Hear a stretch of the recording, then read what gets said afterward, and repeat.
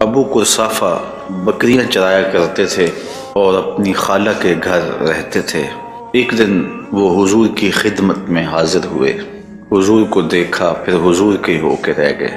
پھر بکریوں کی طرف دھیان کم ہوا اور حضور علیہ السلام کی خدمت میں حاضری ہونے لگی۔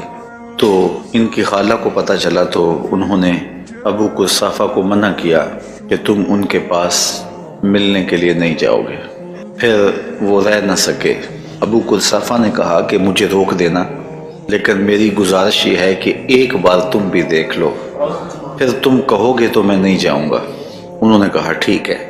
تو ابو قرصافہ اپنی والدہ اور اپنی خالہ کو لے کے حضور کے پاس گئے۔ تو حضور کی زیارت کے بعد جب واپس پلٹے، ابو قرصافہ کی آرزو یہ تھی اب میں دیکھوں کہ میری ماں اور میری خالہ حضور کے بارے میں کیا کہتے ہیں۔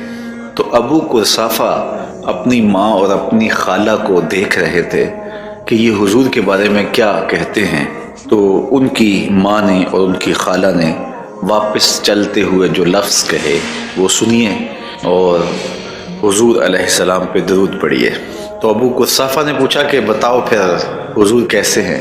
تو انہوں نے کہا ہم نے اس شخص جیسا شخص زندگی میں دیکھا ہی نہیں، ہم نے اتنا سونا چہرہ کسی کا نہیں دیکھا، اور جتنا پاکیزہ لباس اس نے پہنا ہے ہم نے کسی کا ستھرا اور پاکیزہ لباس کسی کا نہیں دیکھا، اور جتنی میٹھی گفتگو اس کی ہے کسی اور کی ہم نے سنی نہیں ہے۔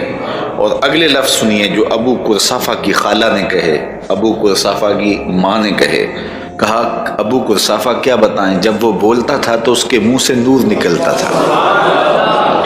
حضرت ابو ہریرہ رضی اللہ تعالیٰ عنہ فرماتے ہیں میں نے کسی چیز کو بھی حضور سے زیادہ سونا نہیں دیکھا، کوئی شے نہیں دیکھی جو حضور سے زیادہ حسین ہو، اور سورج ایسے تھا جس طرح حضور کے رخساروں میں چلتا ہو۔ یہ حضور کا چہرہ تھا، یہ حضور کا رخ انور تھا۔